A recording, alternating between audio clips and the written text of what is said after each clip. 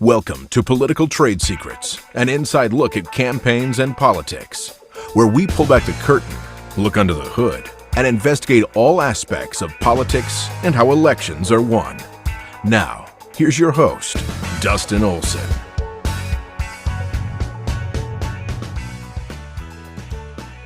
And welcome to Political Trade Secrets. I'm your host, Dustin Olson. It's great to have you here on a Monday.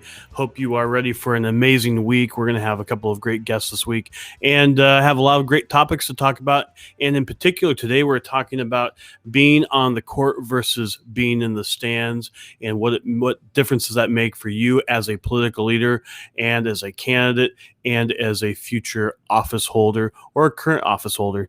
And we're going to be talking about that. And it's going to be great because I'm going to have my co-host, Sean Bartley, joining me. Sean, how are you doing today? Doing well. Good morning to you, and good morning to everybody joining us. Looking forward to a great episode today. I think it's going to be a great conversation. I agree, and we want you to join the conversation as well. So wherever you're watching from, regardless of if it's on YouTube, Facebook, wherever you're at, you can post a comment or question whatever platform you're on, and it comes back to us here, and we can include you in the conversation. I see we already have some good mornings coming through. Good morning to you as well. Thank you very much for joining us today, and feel free to just post a comment or question, and also to share the program. I see some shares are already happening. Thank you very much. That reminds me to take us into our share force.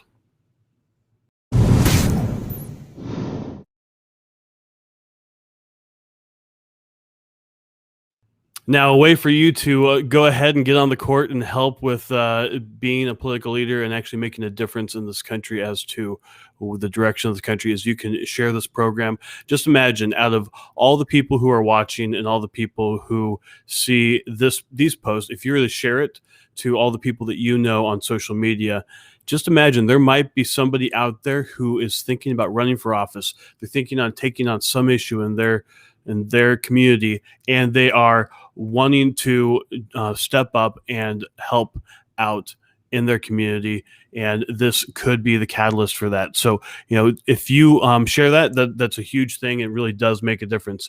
So thank you for doing that. And I see that some more people are doing that as well. And with that, if you want to join the conversation, you can also do so by joining us through our texting community. You can text me right now at 202-918-3345. Again, that's 202-918-3345. 3345, and that's a great way to join us and the great conversations we have through the rest of the day. We'll send out texts with important articles, with other resources as to how you can be the most effective political leader out there possible, and you can join us by doing that. Again, for those on the podcasting platforms, 202-918-3345, and we really do appreciate you joining us by doing so. And through the show, we'll take comments from the text chain. People will text us, and we'll get stuff, and that's a really big help for us as well to get your comments that way. And when you do text us, you'll get a text back. It'll have a link. Just click on the link, and that link's going to give you a way to opt in. And after that, it'll be a live text from me or Sean, and we really do appreciate that. Also, you can make a difference by joining us on politicaltradesecrets.com and becoming a Political Trade Secrets Insider and get exclusive stuff, and that is a great way to be in the know as well. And with that, Sean, would you mind letting people know how else they can be involved? Glad to. Look, are you thinking about running for office, or you want to know what it takes to be a powerful political leader in your community, your neck of the woods? Reach out to us. It's www.olsonstrategies.com. That's OLSON strategies.com. We would love to have that conversation with you. You can email me at Sean, SEAN, at olsonstrategies.com, or Dustin at olsonstrategies.com. And we'll get that conversation set up today. And we really love empowering powerful political leaders. So look forward to that conversation with you. Look, if you're running for office, or you're trying to get your issue onto the ballot or yourself onto the ballot, canvassing, petitioning, live calling, nobody does it better in the business than Grassfire. It's www.grassfire.us. You get one shot to make it on the ballot with the petitioning process. Make it count with Grassfire. In front of the on your doorstep, in front of the grocery store, or over the phone. Nobody delivers powerful communications better than Grassfire. They also fuel 10centtexting.com. This is your way to communicate with your constituents, your voters, right where they are on their mobile device. Look, 82% of people open every text message they get. Make it impactful, make it count, and make it memorable with 10centtexting.com. So you can schedule your consultation there today. You can even download the book on on effective political texting, and it's right there at 10centtexting.com. That's awesome, and it's a great resource. 8 pro tips for political texting. Great way to make sure that you are the campaign that is cutting through. I know that we've had a number of people reach out to us because of this show and wondering about 10centtexting.com, and it really does cut through everything. So thank you very much to everybody who is supporting our sponsors. We do appreciate it, and we do appreciate also being able to make a difference for you here, because ultimately what we're about is we're about empowering conservatives to be the most effective citizens possible, as well as being powerful political leaders for their community, their state, and for our country. So thank you for being here, and everything you do to support this program helps us empower even more conservatives to be those citizens, be those leaders that make the difference for our country. So thank you for that, and thank you for all the comments already today. And I love the American flags. A lot of American flags in the comments. That's pretty cool. So we're going to be talking about being on the court, and just real simple. I'm going to set it up. We're gonna just have a conversation. We're gonna walk through these distinctions, and then ultimately get to why it makes a difference for you as a citizen of this country, as a person who either aspires to be a political leader or is being a political leader right now, and why it would make a difference for you in this. So this is great. From our show on Friday, we did the fusion strategy. I loved Ultra Learning. Thanks for recommending the book. A great read. It really is. And also it applies to this conversation, because that book talks about having a project as you are learning something, to actually make it something that you are bringing onto the court, as opposed to being in the stand. So this is a natural progression from Friday's show of fusion strategy, being a fusion strategist, and how to go about actually bringing that onto the court. So let me read this, just a real distinction between being on the court versus being in the stands. And, being on the court is really about being and acting. In the stands is about knowing, as opposed to being.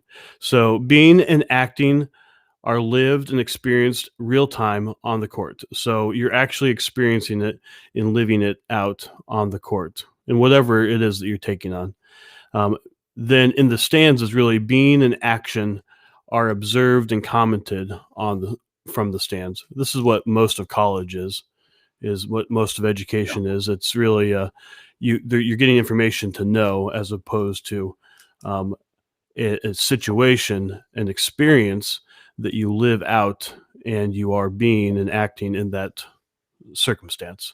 So that's really just simply. And Sean, you have a story you'd like to share from the 1980s. Yeah. Well, I think I think it really paints a picture of this idea of being on the court versus in the stands, because so the 1988 World Series, Kirk Gibson hit the memorable home run, the historic home run. But Vin Scully's call of the home run is what a lot of people remember. He really painted the picture of what happened, and for the radio listeners in particular. And Kirk Gibson, as people might remember, was injured and actually hit the home run with one or one and a half arms, getting it over the wall out there. So And Vince Scully's memorable home run is a great example of actually being in the stands. Like he described it. He saw it and he described what he saw and his interpretation of it. Mm-hmm. And but he didn't hit the home run. Where on the other hand, Kirk Gibson was on the court. He actually was playing the game and hit the home run. Mm-hmm. And there's and both have value in what was happening. And Vince Scully was doing the job of being on the court in the role of broadcaster, Mm-hmm. and actually being out there. Where my telling you about him is in the stands, telling you what happened. Where It's doubly in the stands. yes, exactly. But it's really the idea of describing something and giving what you think happened Mm-hmm. versus the actually happening. Yeah, the experiencing of it and having the experience arise and happen at the same time as the doing, like the way everything that's happening. Like if you're there on the baseball diamond in that case, and you have all the environmental things that are happening. You hear the people in the crowd. You see the pitcher up there, and you just like everything's happening at once, and you're experiencing it, and your actions are all there, and you have the context of this is the World Series, and it's all on the line, and I'm injured, and all these things are all there. You can't think through all that. That's right. You're just being a world-class baseball player in that moment, and all of your actions come out of that. Hall of Famer, right? Yeah, I think so. Yep. So, yeah, and then it really does show what kind of the difference here. And sometimes you don't get that you're in the stands. Yeah. Because it occurs to you like, oh man, I'm out here living, but it's really this idea of things happening to you versus making things happen. Yeah, being there, being on the court. Yeah. I think about this as a lot of Washington, D.C. A lot of the folks in Washington, D.C. are really not on the court. They are in the stands when it comes to our politics. There's so many people they're just commenting on and criticizing and everything else.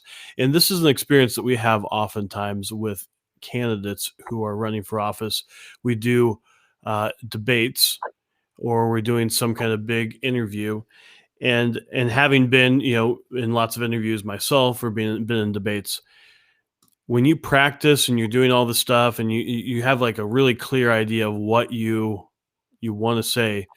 So you're watching your candidate on the debate stage, and they've got the white hot lights. It's always too much light in your face, and the temperature's either too hot or too cold. It's one of those, and it's just so you're a little bit uncomfortable, and you feel a little bit maybe embattled in the moment because you have this your arch enemy across from you, and they're attacking you, and probably have the press who are not asking easy questions, and you will say what you say in that moment. Your practice is going to make a big difference. But the people who are watching, they're all like, oh, he should say this, or she should say that. Or, you always have all the people in the stands know exactly what you should say in the next moment. And the person on the court rarely does, because they're just dealing with everything that's happening on the court. And it's a different experience. And for the people who are watching, they think they can judge that as though they were actually on the court with all those environmental inputs and everything that else is going on, all the the stress that might be there as well. They aren't they're not actually being and doing under the same circumstances the person on the court. Yeah. And it's always different. You can always see things more clearly. You always know what to say better if you have no pressure whatsoever in the moment. Well, so I liken it to watching Jeopardy. Mm-hmm. You ever watch Jeopardy and you answer and all of them. Yeah, and you're like, what is wrong with these people? Why are Never mind, they have to like hit the buzzer, but if they hit the buzzer too fast and they didn't get the full question, they might look like a fool and yeah, everything else, you or gotta they're put it in second the guessing form, themselves. you gotta put it in the form of a question. You Mhm. gotta, so you got the whole thing going on there. And so yeah, it's so yeah, I absolutely, I think those are some great ways to kind of look at this, and see what kind of the difference between the two. And I think that's really the start of this conversation, is really Mhm. getting to the heart of that.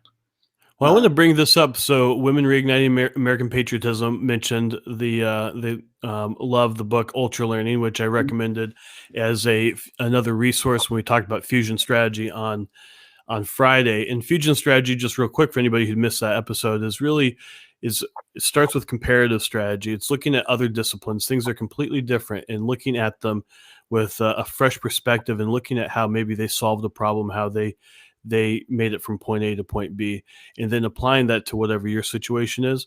And the key word in that is applying it. So if you just look at it and you create a theory about it, and that's all you do, then you haven't really gotten on the court with whatever you've learned from another discipline. In ultra learning, one of the things that the author Scott Young mentions, and I'll read this comment because it mentions this. In ultra learning, Scott Young led by studying at home, taking MIT open courseware courses to finish a degree. He also traveled to 4 countries to learn 4 languages. In a year, by not speaking English, he put himself out there. He actually put himself on the court. So one of the things about ultra learning is that the difference, and this is really kind of the magic in ultra learning, is that if it's all done theoretical, so you can come up with a theory for how a hammer works. I mean, there's actual mathematical equation for how leverage and everything else, how a hammer actually moves. And I'm not the one who first came up with this. Martin Heidegger is the one who actually talked about this. But the idea of, you could come up with a theory for how to hammer a nail, but it's in being a carpenter that you actually can use that and actually have that be useful. And actually, you're not thinking through all the theory and everything else. You're just doing out of the context of being a carpenter. You're actually using that for a purpose that makes something wonderful, like a piece of furniture or cabinetry or whatever else that you might be doing out of being a carpenter. So that's kind of the difference between that. And when you're doing the ultra learning, you are actually taking on some kind of project that actually has you on the court learning by being whatever it is that you are setting out to be. In this case, he took on being a computer programmer, and then also learning other languages. And then in that, there's natural actions that are going to occur that you don't even have to think about. They're just the things that you're going to do based off of being that thing that you say that you want to learn about. Yeah. Well, in that conversation and really coming up with that, I was thinking about something tangential, which was I was thinking about the idea of talking about MIT and the coursework and putting yourself out there Mhm. and being on the court. I was thinking about the movie Good Will Hunting, where basically he's Matt Damon's character um, got has acquired all this knowledge, but what he didn't do, which Scott Young did, was actually get in the game and Mhm. be on the court. And when he was when he discovered that he wasn't actually putting himself out there on the court, he does at the end, which is the exciting part of the movie. Mhm. So, um, but there's a whole movie about basically the difference of being in the stands versus on the court, Yep. and um, and I think that what we like to say is being on the court is where living happens, and and I thought that was just a pretty another vivid example of Yeah. where you can see that. Well, Alex says being on the court means not waiting for someone to tell you that you should run. It is getting out there and doing it. If you feel that you are called to serve others, don't wait, do it now. Don't be afraid, be courageous, be confident. It's all about how it occurs to you. And I Yeah. get that from the comment there. If it occurs to you as something to be afraid of, I mean, you might be afraid. You most likely will be afraid, and that's understandable. But being courageous about it and being confident, that will make a difference. I think about the candidate that we worked with who thought about running for a very, very long time and actually got into a race at the very, very, very last moment you could possibly do it. Um, there were only a few more hours left to actually be able to file the paperwork. And to think that it took multiple election cycles to happen before this candidate ever actually got into the race.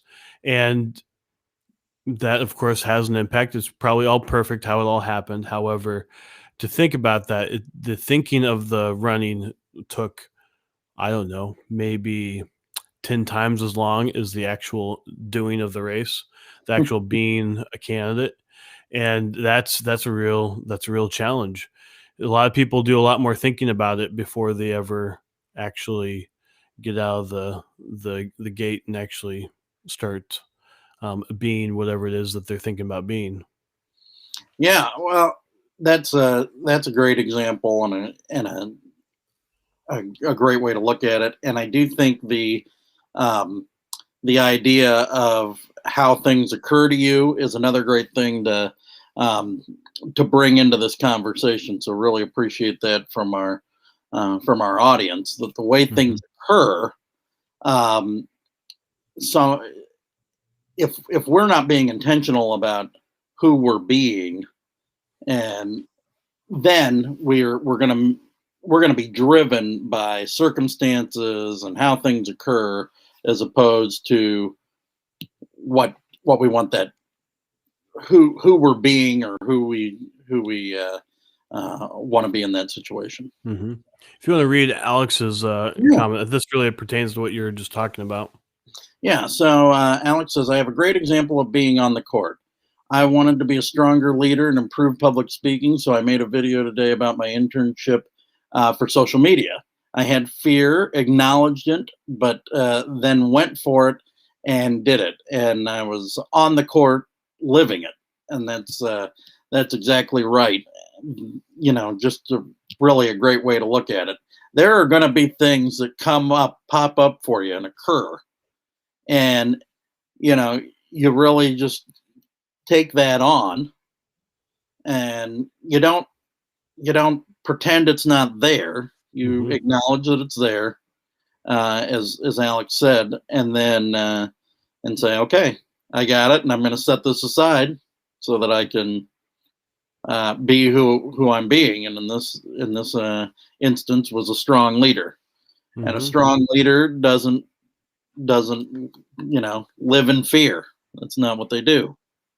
So Potentially, and also a leader might live in fear, and that might yeah. be what drives them. It's infinite possibilities Mhm. as to what it could be, but it's also having it handle whatever there might be there to handle at that moment. I'm going to read the Teddy Roosevelt quote because I think this is the perfect place to include this.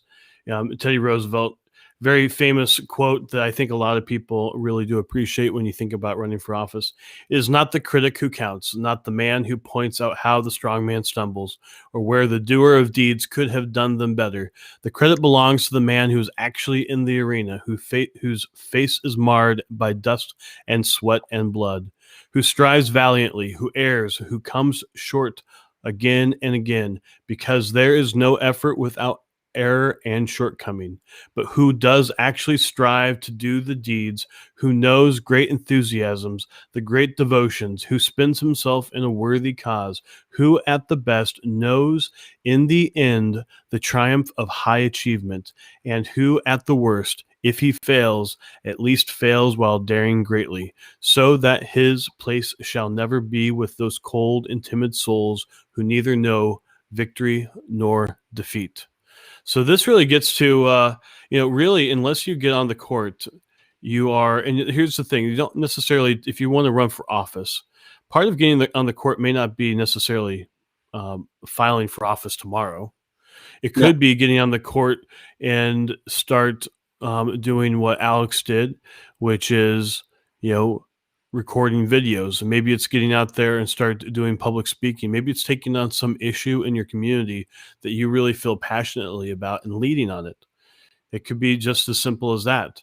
It could be starting just to talk to people and learn how to persuade people towards your perspective on some big issue. It's actually like getting out there and doing something. And the Ultra Learning book is a great way to look at that. He usually puts a time frame on something that he's going to go and do, whether it's 6 months, 4 months, 1 month, and that he's going to go take on learning X, Y, and Z in that time period, and have a feedback mechanism so that he knows that he's actually having some kind of improvement during that time period. That's one of the best things you can do, is to know if it's actually catching on, if you're actually learning the things. There's a feedback mechanism that allows you to know that. For instance, he talks about stand-up comedy was one of the Ultra Learning projects that someone took on, and that turned out to be a really great way to find out, because when you get up on stage and no one laughs, you find out really quick that you got to fix some things, as an example. But if you're a political leader, if you are standing there as a political leader, you're not running for anything yet, but you say, I'm a political leader, to get on the court, go out and start public speaking, go out and start leading on some issue, go out and start doing something, being a political leader. What can you do as a political leader in your community at this moment? Could it be being an important part of a campaign that's out there, that they need someone to be a communications director, be a spokesperson, something like that? You have a way to go out there and get on the court and actually see, experience what it is to be in the theater, in the arena, actually daring greatly and being a part of that, getting a little bit of dust on your face and being marred a little bit. Yeah. Well, I was actually just thinking about, there was somebody who asked me over the weekend, said, hey, I've got some more time on my hands. I want to join the local Republican club. What do I need to do? And I'm like, oh yeah, just come to the next meeting. It's coming up, and love to have you. And if you want to know more about it, here's who the chairman of the party is. Reach out to him. Love to have more people involved. So yeah, it's really that simple. Really just finding out what's going on and where people are getting together, and just get involved. I want to talk about context being decisive. This is something that we've talked a lot about before. There's a different context if you're in the stands versus being on the court. So maybe say a little bit about what you see as the difference between, in the World Series example, the being in the stands versus being on the court. Sure. Well, the difference is that when you've got someone describing what's going on the field, like Vin Scully was, rather, you've got how he viewed the home run. So he is the Dodgers broadcaster. Kirk Gibson plays for the Dodgers. So, of course, he was jubilant about it. He was excited about it. He couldn't believe what he just saw, and he let you hear the crowd cheer in the before he told you what happened. So he left some suspense, but it was all in that and he was describing it, and it was really through the context of the Dodgers radio broadcaster, where if you're the broadcaster on the other side, you were not jubilant about what just happened. You had a game all but wrapped up, and here you're you're going home game one defeated. You're the team you call for, and likely the fans that are listening to you in 1988 are home team fans, so they also feel that, and so what occurs to them is defeat.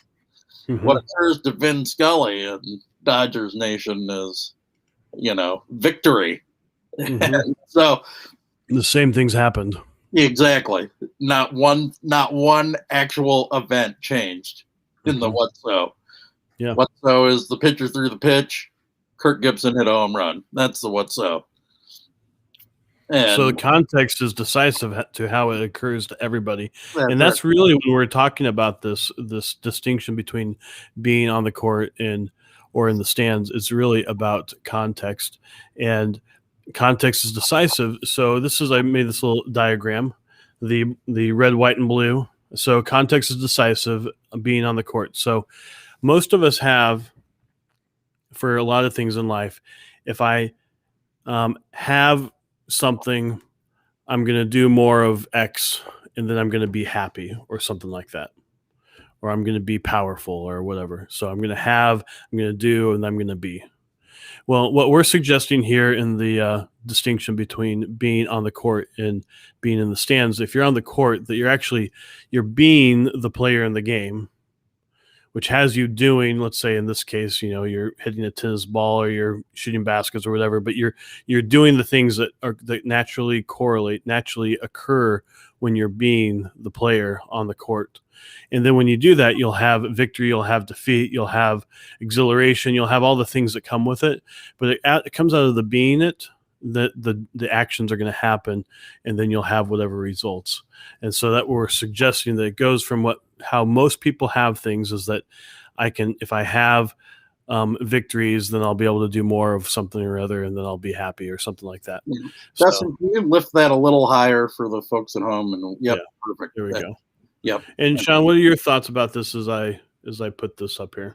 Yeah, I'm really struck by the idea. So when you think about it, you're right. Most people say, well, once I have this, then I can do this, and then I'll be this. Once I have won the lottery, then I will do whatever the dream vacation is, and then I'll be happy. Where you could be happy, and what you could do is take the actions. If what you want to have is a dream vacation, you can take the actions around. You can be happy now and live into being happy on your dream vacation, and then the actions around that are, save up for your dream vacation. And then you get to, you can be happy eating rice and beans. Yeah. Saving up for the dream vacation. It's one of the things that actually shows in studies of people from around the world. People who are from poorer nations can be just as happy as people who are from the wealthiest nations in the world, and that is part of what we're talking about. So the next thing is to see, okay, so then if being on the court is about being on the court, like being the player, being the one in the game, then how can this be applied to my own life? Well, something we talk a lot about here is being a citizen, and being the most effective citizen that you can be, being a powerful political leader. So the question is then, what is it for you to be a citizen? What is it for you to be a leader? Because however that occurs to you is going to give you the actions out of that, as to when I'm being a citizen, which is always, but when I really am aware of it, what are the actions? What are the things that are going to come out of it? What is it to me to be a citizen? So, Sean, I'll just ask you, what is it for you to be a citizen? Yeah, well, for me, it's actually participating in really our form of government. So for me, I've mentioned on the show a few times, I serve on our local zoning board and stuff like that. But being patriotic, being um, willing to serve. So I think being willing and then being of service. Hmm. Um, and, also I would say being open. Hmm. So that could be to, different sources of information or whatever that is. But those are a few ways of being that, Yeah. that take on a citizen. So open, patriotic, and I encourage the audience to also share what it is to be a citizen for yourself. So Sean says being open, being patriotic, being willing to serve, being of service. I may have missed something, but those are Yep. all there. So what we're suggesting here is that it's being and acting happen together. So it's really important that you are actually, oh, I get being useful. Yep. That's great. So being useful. Um, so as you look at this, so being a citizen for Sean occurs as being open, patriotic, willing, of service. Um, Audience member mentions being useful. So standing there, being open, patriotic, being willing to serve, being of service. What would be natural actions that would come out of that? Like if you're standing there being citizen and being open, patriotic, willing to serve, of service, what Yeah. would be Well, natural actions? as I was mentioning, so some of the things I do out of that are serve on our uh, township zoning board, and um, actually, um, it could be read the local paper to see what's going on, or read Hmm. local news sources to see what's going on locally. At a federal level, keeping an eye on what's going on, and when there's something that I'd like to see happen, actually call and take action. Hmm. Be open with whoever represents us. To Yeah, say, you talk with people, you enroll people in yeah, new new actions. I've seen you do that. yeah, You took your zoning board meetings from monthly to quarterly to yes. make sure there's fewer new regulations. So it's the best way to slow down more regulations is meet less. Yeah. So being engaged is definitely being a leader is also there, I think, for you for Yeah, being a citizen. So audience mentions being useful, being informed, and then out of that, suggesting actions out of being useful, being informed would be participating in our electoral process and campaigns. So I'm going to ask this question with the being informed. This is great for a citizen being informed. It's actually something that the founders talked about was about being informed citizens. So if part of being a citizen, being on the court as a citizen, is being informed, what would be natural actions on the court for someone to take? And that's for the audience if you'd like to include that. And Sean, what are your thoughts as to what it would be to be informed? You've mentioned a couple already for yourself. yeah. Well, looking for different sources to actually get information. Hmm. I think another thing here is actually having conversations with, um, neighbors, people who might not agree with you or Hmm. have your point of view of the world, Right. and really getting what makes them tick. Something I see is being informed also includes learning how government works. It could be possibly serving yourself at some point. It could be just simply learning about all the ways government works. It could be showing up, as mentioned here, participating in our electoral process and campaigns. Because once you're on the inside of a campaign and the electoral process, you have a better sense of things. The media is less likely to be able to influence you because you've actually seen it. Here's a couple suggestions. I read international papers, local papers, watch political trade secrets. That's an excellent way to do it. And talking to people and organizations. These are all great ways to elevate your perspective and to gain more perspectives to ultimately be informed. So that's excellent. So let's go to the next level is being a powerful political leader. And it's not going to be maybe it's going to be surprising, maybe it's not going to be surprising. Probably not going to be surprising. We relate to all of you as citizens who are out to be leaders in your community. And there's a reason why we view you out of that context is because we hope that you view yourself that way, that you view yourself as an effective citizen, as you view yourself as a powerful political leader. Because if you actually are being that, then actions that you take at the local level, in your state, wherever you're at, are going to be powerful. You're going to be actually being a leader. You're going to be taking actions that make sense as a leader, and you're going to be having a greater impact than maybe you would have had otherwise. So that's what our hope is, that we have that kind of impact with people, that people see themselves that way, that you too can be an effective citizen, be a political leader. So what would be some of the ways that people would have that you could be a powerful political leader? Sean, how about you? And this is for the audience as well. What are ways that you see yourself as being a powerful political leader? Yeah. Well, I think actually being a leader, like having that as a distinction that you create for yourself. I also see being being outspoken, or being actually speaking up. So let's see. I would say a lot of the things I already had in being a citizen. Yeah. Really. You could have being a citizen as being a leader, even. Well, that's very good. So one of the things that you find is that you could be infinite ways of being a leader. And you can also think of times when being that way, there's been a leader who's been effective that didn't do those things or wasn't being those things. And that's also valid as well. I always think of being honest as something that a lot of people would think is part of being a leader. And you just ask about Honest Abe in the 14th Amendment, the passing of the 13th or 14th Amendment. He lied to Congress.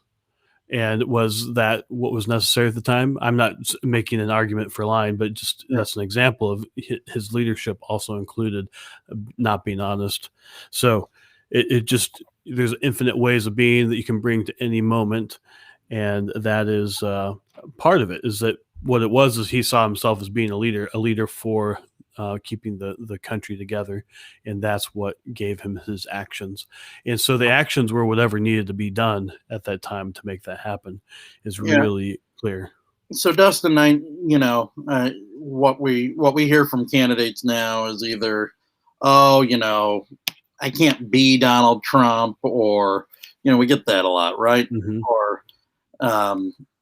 Or whatever. And what we say is, well, really create who you're being, like what we've been talking about, being a leader, being whatnot,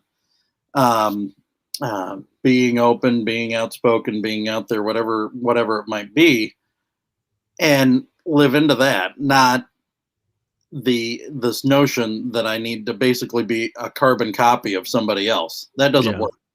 No, because you have no idea how that person occurs to themselves. You have no idea. Right. All that stuff. It'd be impossible to do it. Yeah. And that's a good point. So who you're really being is how whoever you're trying to be occurs to you. Yep. And so, and that just doesn't work. You're going to find,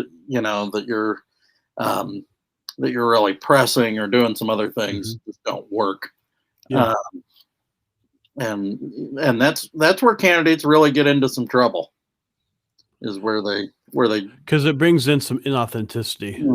Oftentimes they're being something that they don't hold themselves to be, and that ultimately it's really actually obvious to people. And I appreciate this stepping out, and stepping up, showing up and speaking up. Those are all things that we talk about here, and that's excellent. So one of the things that I wanted to bring in this conversation home is that it's the being and doing on the court, that the being brings you your actions. It's as being a carpenter, you're going to be hammering nails. You're not having to think about the theory of how a hammer works on a nail and all that. You're just being a carpenter. You're using the tools you have to create something amazing.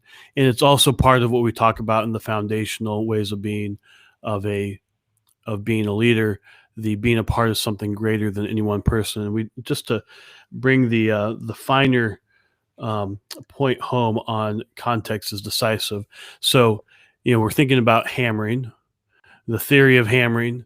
Well, let's say you have two stonemasons, and people probably are familiar with this metaphor and have heard it before. But you ask the first one, what are you doing? Well, I'm chiseling this stone. That's what the first stonemason says. And I'm just, chiseling, chipping away at this stone, and that's what I'm doing right now. Then you go to another stonemason who's doing exactly the same thing, and you say, what are you doing? And the stonemason says, I'm building a grand and beautiful cathedral, and that's what I'm doing. And they're both doing the exact same action, but it's how this occurs to them, what they're a part of, and what they're up to, what they're living into, ultimately, who they're being. He's being a stonemason who's part of building a grand cathedral in this case, whereas the other one's just being a stonemason chipping away at a stone. So it really, you have the ability to have whatever you're up to occur to you in any given way, which is why we talk a lot about vision here, because that's what's going to fuel your campaign throughout. And it takes me to an old mentor of mine many years ago had a conversation with me about a business partner of his. He had been in a business management business back in the 80s and 90s with this other fellow who was an Air Force fighter pilot and had been, very successful fighter pilot, had moved into this business management organization, and he decided to run for Congress. He ran for Congress as a Republican in the Southwest of the United States, and very highly regarded business leader and military leader, and just an amazing person. Like, people thought of him as being a really top-notch leader. And this mentor of mine had, was pretty much running the business while his business partner was running for office. But he would come and he'd help every once in a while. And he told me about this time, and he's familiar with the kind of work that we do here, and I've learned a lot from him. And this conversation I had with him had a big impact on how we view campaigns. So he's telling me about, he went to this debate with his business partner and then all these other people. It was a Republican primary. There's like 12 people running. And he had this insight as the candidates were walking into the debate. His candidate's there, the fighter pilot, looks like a fighter pilot, completely fighter pilot, like that's what he comes across as. And then he sees the guy who ultimately won the primary walks into the debate, and he's being congressman. So one guy's being fighter pilot, the other guy's being congressman. And ultimately it came down to, well, after the debate, he told his business partner, the fighter pilot, he said, I think that guy is going to win. He's already being a congressman. He's handling himself as a congressman. It's like he's actually being the office that he's seeking. You're being a fighter pilot. And ultimately that's what happened, is the guy that he identified was the one who won the election. And this is something, once we had that conversation, you and I have noticed over time that the candidates who oftentimes are successful are the ones who, at some point in the race, they switch from being a candidate to being the office that they're seeking. Yeah. They hold themselves, they occur to themselves as that office.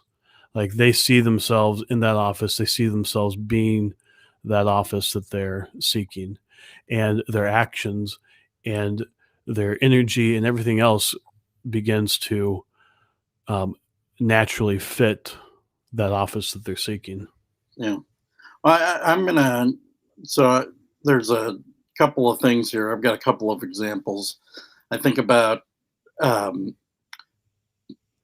look at the idea. So sometimes, there's of course the race inside the race, been in primaries before where,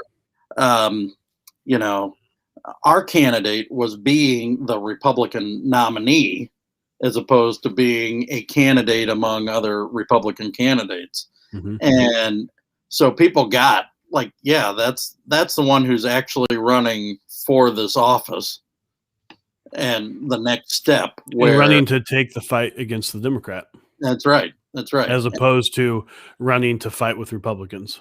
exactly. And so people got that. It was very clear to the voters by the end of the campaign. And it was basically, one rule that we had in the primary is we're playing for the general election, because there's no point in running this race if we can't if we aren't doing work to actually make the general election a viable campaign. And so so that was our view on it, and we won the primary decisively because of it. People said, yeah, that's exactly what I want when it comes to that. But then I was also thinking about the idea, George H.W. Bush at the convention in 1988, we do talk about this from time to time, he actually was being president. He described to you exactly what was going to happen. Like, he painted a picture of what was going to happen. And you've heard us say it before. He said, they're going to come to me, tell me I need to raise taxes. I'm going to say no. They're going to come at me again. I'm going to say no again. They're going to come the third time, and I'm going to say, read my lips, no new taxes. And people got, yeah, that's exactly how this is going to go, one. And two, this guy is being exactly that. Mm-hmm. Like, they could see it. Like, he painted the picture for him. It was congruent. His being, like who he was being, was congruent with his words at that moment. Exactly. They weren't later on, but they were at that moment. At that moment, he was being powerful. He was being Decisive. yeah, absolutely. He told Clear. you, yeah, it was that's who he was being in that moment, and that's the moment he became president, and not because of the words at the end, but truly because he was being clear, decisive, a leader, strong. And by the way, the rest of the campaign played out that way. Mm-hmm. The rest of it, that's why Michael Dukakis gets in a tank and tries to look strong and decisive. There are these moments when someone becomes the office, and oftentimes the person who wins the election, they become the office well before the actual election. It doesn't mean that the election is going to go their way. By the way, it's a pretty powerful thing when someone becomes the office, even when they don't get more votes than the other person. And we have an example of that where someone was in a race that ultimately a Republican was not going to win, and yet at some point became the office. Yeah. And what he really got from that campaign is that I can make the difference of being congressman, even if I'm not congressman. And so he even went to his opponent and said, hey, this is the thing that I was most passionate about in the campaign. Is this something that you would take on? And the opponent said yes. And it was really, and who he was being that whole time was congressman. And making things work. And it's actually all the things that this candidate talked about in their race. So it was quite remarkable. Yeah, it's if the vision is that big and is really something that you're committed to, you can make the difference on that. And that's ultimately what we would say is part of the being a powerful political leader, is that vision is so strong that you will have people who will join you in it. They will be a part of this thing that's bigger than any one person. And whether or not you end up with the title, you can be that political leader in that moment. Well, Sean, this has been an excellent conversation. I really appreciate everything that you brought to it. It is, I guess, hard for people to know until you're actually on the court and you're in the middle of it, when you have that white hot light of the spotlights on you, when you are having all the people in the stands criticizing what you're doing.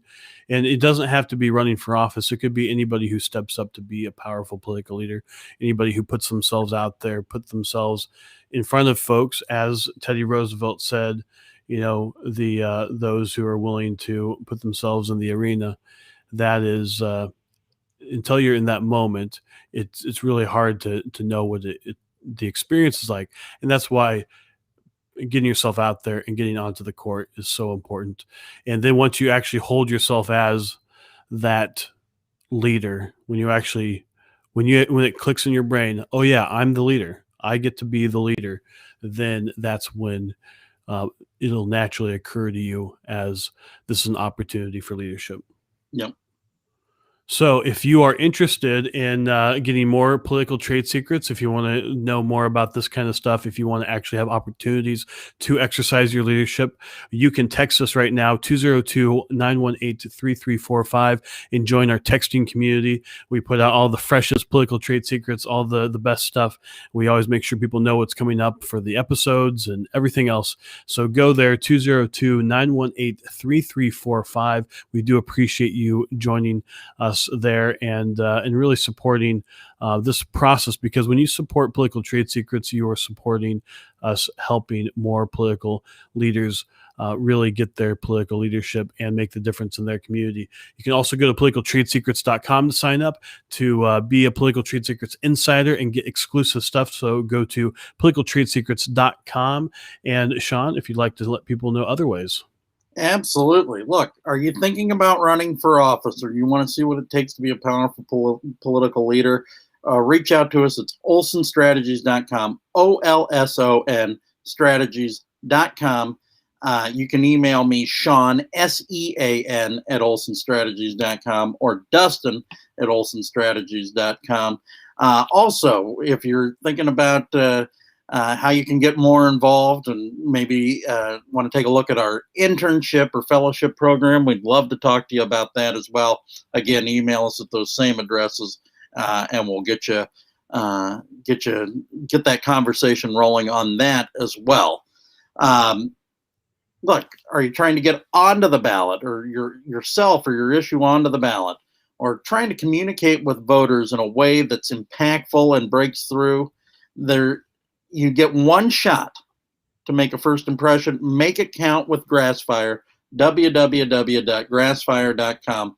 Canvassing, petitioning, live calling, they do it all. Make it count. Again, www.grassfire.us. They also fuel 10centtexting.com. This is where you can take your text from just being a one-time phenomenon that gets out there and maybe gets seen by people and noticed, to something that actually has impact, that delivers a message, and can actually be that conversation that so many people have by text message now. 10centtexting.com, a great way to connect with people, your constituents, your voters. Do it on 10centtexting.com today. All right, Dustin. All right.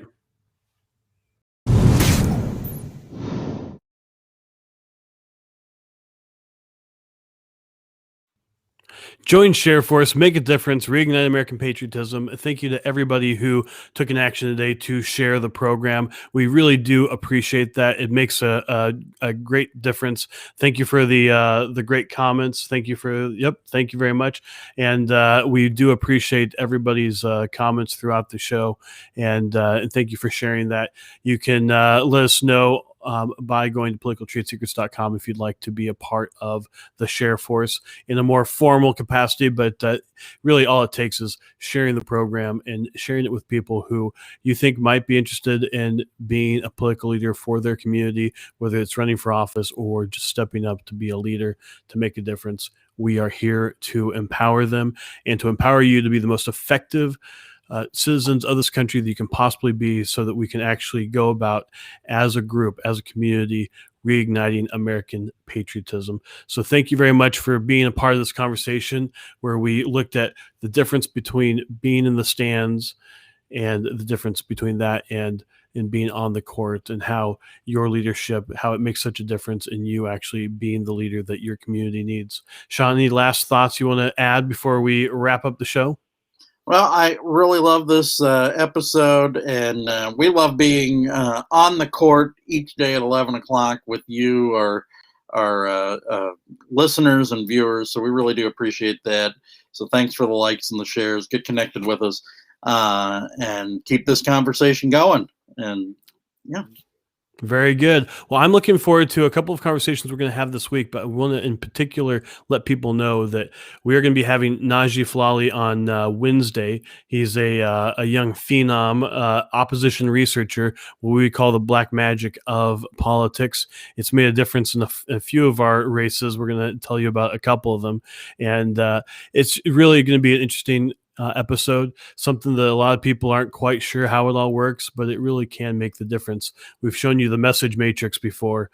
There's the you on them box of the message matrix. That's really important to really get to know your opponent so that you can actually come up with the best message that really contrast you with them. So don't miss that episode. That's going to be on Wednesday. Thank you very much to everybody for being a part of this show. It's been a great honor to have you here today. We know that you could spend your morning doing many other things, but you spend it with us. And so thank you very much for doing that. And with that, this has been another episode of Political Trade Secrets.